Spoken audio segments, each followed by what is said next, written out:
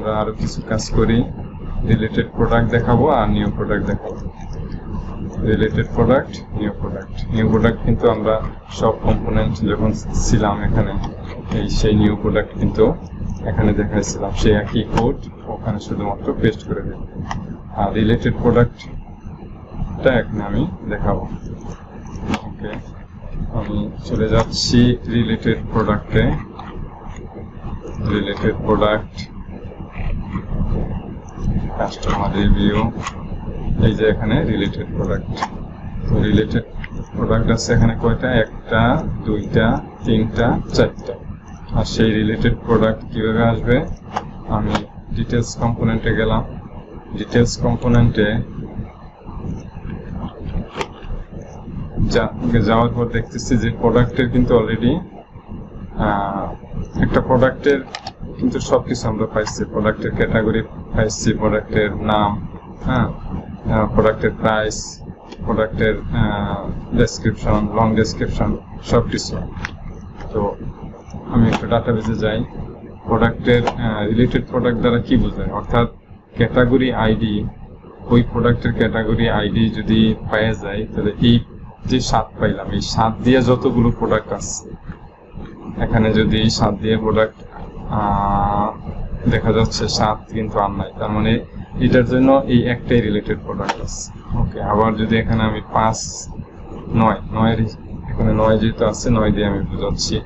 যদি এই প্রোডাক্টের ক্যাটাগরি আইডি 9 আছে, তারপর যদি আমি আরেকটা কুইরি চালাই যে 9 দিয়ে আর কোনো প্রোডাক্ট আছে কিনা, কারণ এই প্রোডাক্টটা কিন্তু অলরেডি 9 দিয়ে, তার মানে এই প্রোডাক্টটা কিন্তু তখন আসবে। এই প্রোডাক্টটা আসবে 1টা 2টা 3টা 4টা 4টা কিন্তু অলরেডি এখানে ক্যাটাগরি আইডি 9 আসছে, সেই কারণেই কিন্তু এই 4টা প্রোডাক্ট কিন্তু রিলেটেড প্রোডাক্ট হিসাবে আসবে। আবার যদি আমি ক্যাটাগরি আইডি আমি যদি 3 পাই, প্রোডাক্টের যে কোনো একটা ক্যাটাগরি যদি আমি 3 পাই, তাহলে 3 দিয়ে এখানে কয়টা পাচ্ছি? এখানে একটা পাচ্ছি 3, এখানে একটা পাচ্ছি 3, এখানে একটা 3, তার মানে 3টা কিন্তু আমি রিলেটেড প্রোডাক্ট হিসাবে আমি এগুলো দেখাইতে পারি। তো সেই কারণে আমি এখানে ক্যাটাগরি আইডি রাখছি। তো এখন আমি যদি লিখি রিলেটেড প্রোডাক্ট ডলার আর প্রোডাক্ট PRODUCT ডলার আর product equal product model PRODUCT product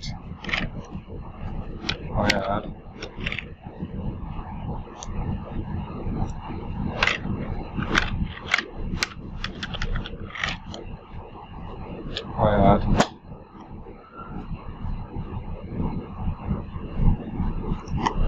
category ID, প্রোডাক্টের ক্যাটাগরি আইডি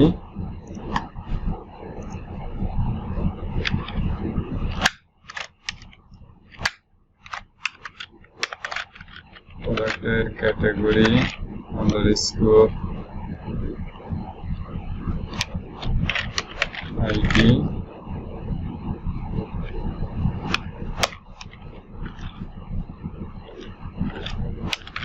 প্রোডাক্ট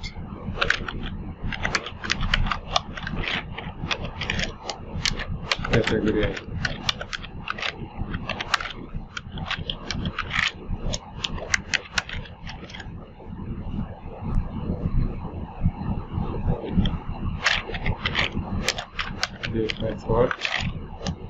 এটা দিলেই আসবে না, আর কাজ আছে সেটা আমরা করব।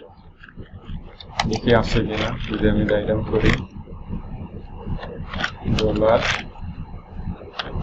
প্রোডাক্ট,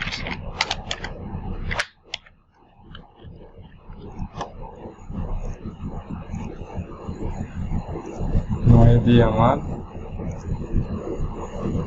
ক্যাটাগরি আইডি এখানে চাই।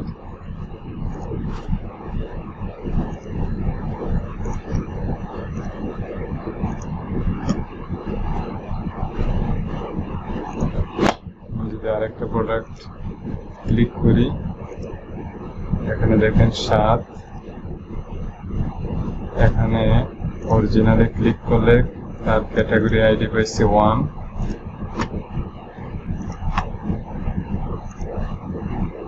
যদি ক্লিক করি তার ক্যাটাগরি আইডি পাইছি 1। এখানে যদি ক্লিক করি তার ক্যাটাগরি আইডি পাইছি 1। যদি এখানে ক্লিক করি তাহলেও তার ক্যাটাগরি আইডি পাইছি 1।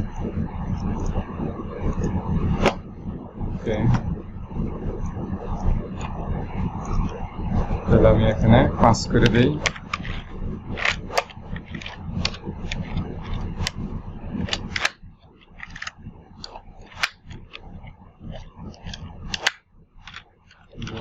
প্রোডাক্ট, শুধু আর প্রোডাক্ট,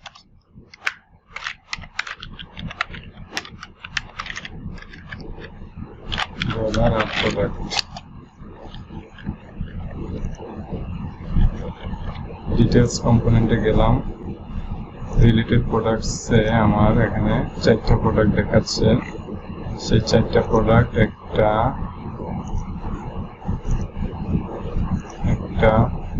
2টা 3টা 4টা। এই 4টা আমি যদি 3টা কেটে ফেলি তাহলে রিফ্রেশ করলাম, এখানে আমার একটা প্রোডাক্ট দেখাচ্ছে। ঠিক আছে, তো আমি এটাতেই ফর ইচ একটা লুপ চালাম, for each in for each cut করে নিলাম, ডিপ ট্যাগের নিচে রাখলাম। ডিটেলস কম্পোনেন্ট থেকে আমি কি পাঠাইছি, আর প্রোডাক্ট পাঠাইছি। কপি, এই আর প্রোডাক্ট কপি, এখানে আমি পেস্ট করলাম। আর প্রোডাক্টস আমি এখানে ডিটেলস কম্পোনেন্টে যেহেতু অনেকগুলো, সেহেতু আর প্রোডাক্টস লিখি তাহলে আমাদের জন্য সুবিধা হবে। আর প্রোডাক্টস এস দিয়ে দিলাম।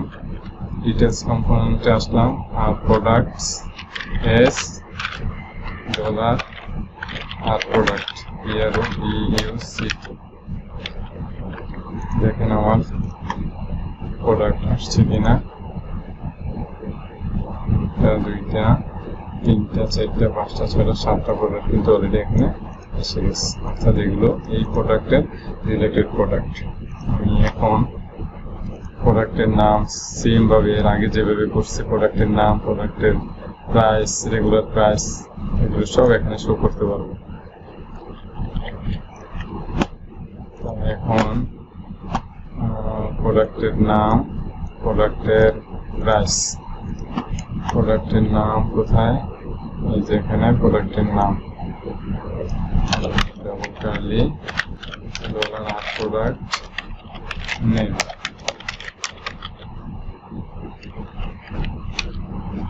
এই নেম, এই আর প্রোডাক্ট হচ্ছে এই আর প্রোডাক্ট, এই যে এখান থেকে যে আর প্রোডাক্ট আসছে সেই আর প্রোডাক্ট।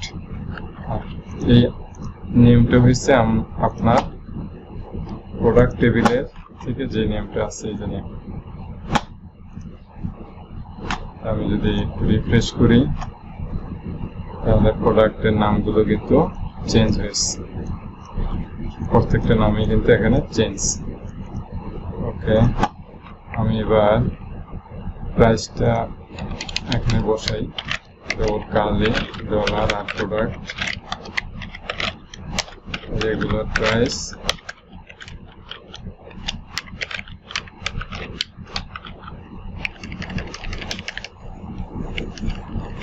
টাকা সিম্বল এন্ড #2547 সেমিকোলন স্পেস। ঠিক সেম ভাবে আমি এটা এখান থেকে কপি করলাম, আমি এখানে পেস্ট করে দিলাম। রেগুলার প্রাইসের জায়গায় sale price, control S, refresh করলাম। এখানে টাকার সিম্বল, টাকার এত টাকা সব ডাইনামিক হয়ে গেছে। আমি এখন এখানে পিকচারটা শো করে দিই। পিকচার, এখানে 2টা পিকচার আছে, একটা ডিফল্ট ইমেজ আর একটা ওভার ইমেজ। ওভার ইমেজ দরকার নাই, পিকচারটা আমি এখানে শো করব। ডলার আর প্রোডাক্ট এরো সাইন ইমেজ IMAGE। আমি যদি রিফ্রেশ করি দেখেন এখানে কিন্তু অলরেডি 4টা প্রোডাক্ট 7টা প্রোডাক্ট শো করছে। 1 2 3 4 5 6 7 আমি ইমেজের ভিতরে যদি একটা ক্লাস অ্যাড করি, ক্লাস এখানে ক্লাস আছে, ক্লাস ইমেজ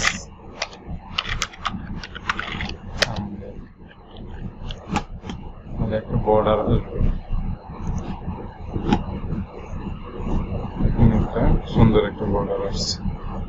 এগুলো আমরা পরে আরো সুন্দর করে ঠিক করব, আপাতত এইভাবেই থাক। তো আমরা এখানে যে প্রোডাক্ট দেখতে পাচ্ছেন না সেই প্রোডাক্ট নিয়ে কাজ করব, কালার, সাইজ এগুলো নিয়ে কাজ করব। এখানে ক্যাটাগরি শো করছে, সেই ক্যাটাগরি নিয়ে কাজ করব, নিউ প্রোডাক্ট নিয়ে কাজ করব। আসলে ফিল্টার বাই প্রাইস এটা আমার এখানে দরকার নেই, আমি এটা এখান থেকে কেটে ফেলবো, শুধু এই ক্যাটাগরি রাখবো আর নিউ প্রোডাক্ট রাখবো। ওই পেজে যেমন ছিল এই পেজেও নিউ প্রোডাক্ট থাকবে। তো নিউ প্রোডাক্টের কাজটা করি, ডিটেলস কম্পোনেন্ট ঠিক সেম ভাবে আমি সব কম্পোনেন্টে যেভাবে করছি সব কম্পোনেন্টে নিউ প্রোডাক্ট কপি করলাম, কপি ডিটেলস কম্পোনেন্টে এখানে নিউ প্রোডাক্ট পেস্ট করে দিলাম। এখানে আমি অ্যাসোসিয়েটিভ অ্যারো আকারে পাস করে দিলাম।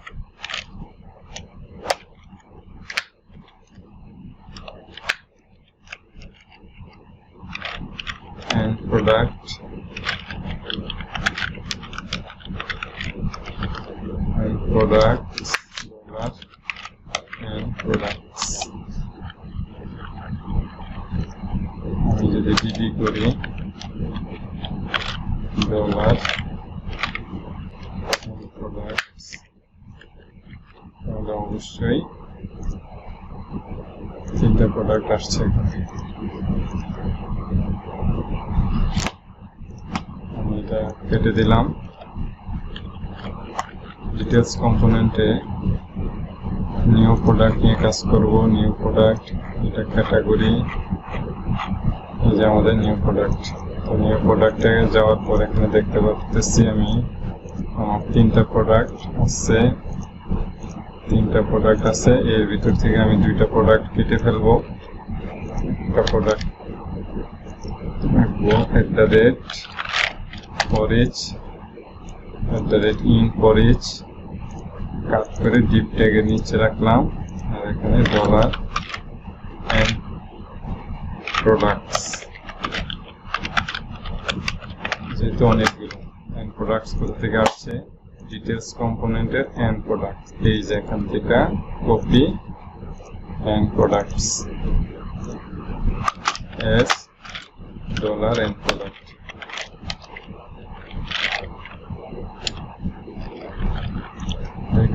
এখানে রিফ্রেশ করলাম,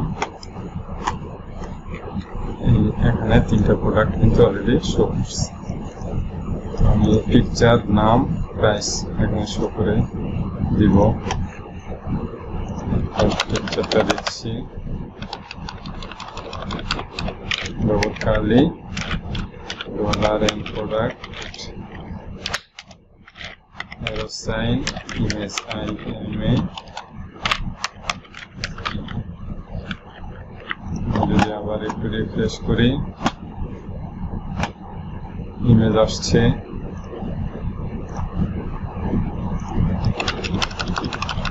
dollar double curly dollar and product arrow sign name টাকা and hash 2547 semicolon double curly dollar and product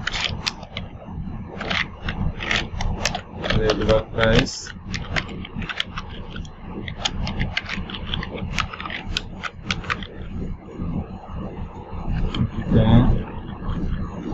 যদি আমি রিফ্রেশ করি তাহলে একটা টাকার সিম্বল দেখাবে আর অ্যামাউন্ট কত সেটা দেখাবে। যদি একটা স্পেস দিয়ে দিই তাহলে একটু দেখতে সুন্দর দেখাবে, অর্থাৎ এন্ড হ্যাশ 2547 সেমিকোলনের পরে একটা স্পেস।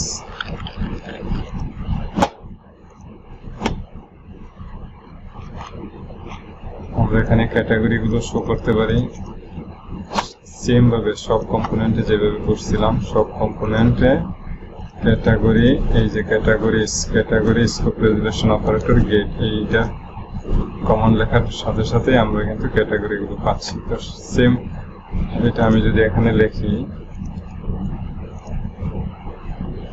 মডেল ইনসার্ট করে দিব, পাস করে দিচ্ছি ক্যাটাগরি,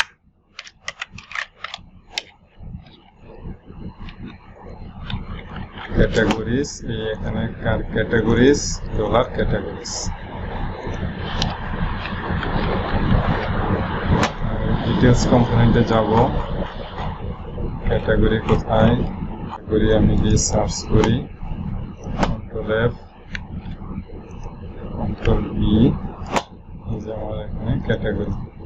তো আমি যদি এখান থেকে সবগুলো কেটে দিই তাহলে দুইটা ক্যাটাগরি দেখাবে এখানে, দুইটা। আমি চাচ্ছি এখানে একটা মাত্র ক্যাটাগরি রাখবো, আর বাকি ফরেজ দিয়ে নিয়ে আসবো, ফরেজ লুপ দিয়ে, ফরেজ @in ফরেজ কাট করলাম, এলআইটাকে নিচে রাখলাম।